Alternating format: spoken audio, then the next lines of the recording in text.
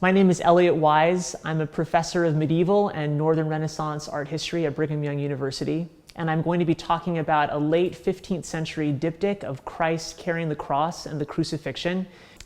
So the diptych is made up of two panels. The high panel is Christ carrying the cross, which originally would have been on the left, and then the right side has the crucifixion. The left panel depicts Christ's agonizing march to Calvary along a road which in popular devotion is called the Via Dolorosa, the way of sorrows. You can see this road, this Via Dolorosa, winding through the painting and taking you into the background. And it invites the viewer essentially to imaginatively follow Christ and wend your way to the next panel, which is the crucifixion on the hill at Calvary or Golgotha.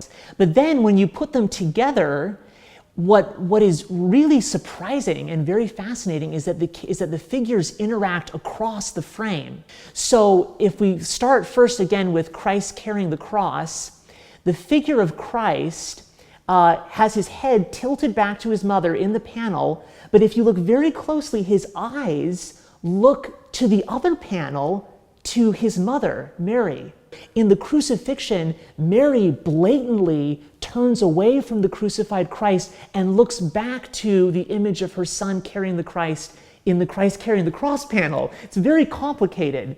But what I think makes their gazing at each other across the frame even more powerful is that they imitate each other. So Mary's swoon at Calvary takes a stance that is remarkably similar to Christ's fall on the road to Calvary in the other panel. Late medieval and early modern spirituality, really at the heart of devotion for people, is not only the passion of Christ, his suffering, but also the compassion of his mother.